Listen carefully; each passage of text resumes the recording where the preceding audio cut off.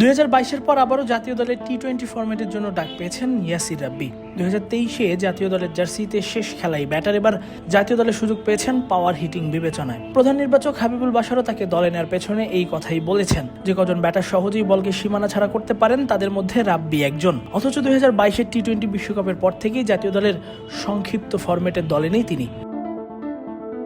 শামীম পাটোয়ারির অফরম জাকের আলী অনেককে দিয়ে চেষ্টা করেও না হওয়াতে রাব্বিকে নেওয়া হয়েছে পাওয়ার হিটিং এর জন্যই। রাব্বিও বুঝতে পারছেন বিশেষ রোলের জন্যই তাকে আবারও দলে নেওয়া হয়েছে। ক্রিক ফ্রেঞ্জিকে দেয়া এক সাক্ষাৎকারে এমনটাই জানিয়েছেন।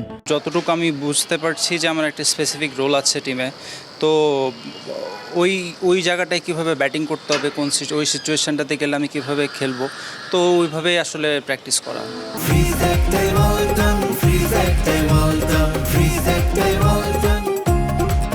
সম্প্রতি সময়ে খুব ভালো ফর্মে নেই রাব্বি। বিপিএলে ভালো কিছু করতে পারেননি, তবে ডিপিএলে 152 স্ট্রাইক রেটে ব্যাটিং করেছেন। এমন স্ট্রাইক রেট দেখে রাব্বিকে দলে নেওয়া হয়েছে এমন ব্যাখ্যাও শোনা গেছে, কিন্তু রাব্বিকে দলে নেওয়ার পেছনে বারবার প্রধান নির্বাচককে ব্যাখ্যা দিতে হয়েছে কেন তাকে দলে নেয়া। রাব্বি জানালেন, পারফরমেন্স দিয়েই জবাব দিতে চান সবকিছুর।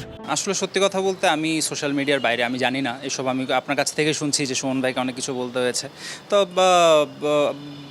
আমার একটাই চেষ্টা থাকবে ওনার এই জবাবগুলো যেন আমি মাঠে খেলে দিতে পারি ইনশাল্লাহ।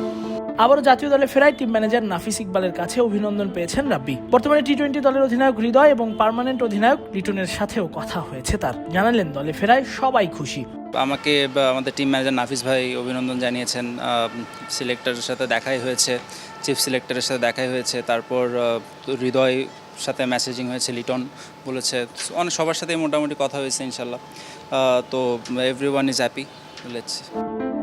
Tasfiq Palak, cric frenzy.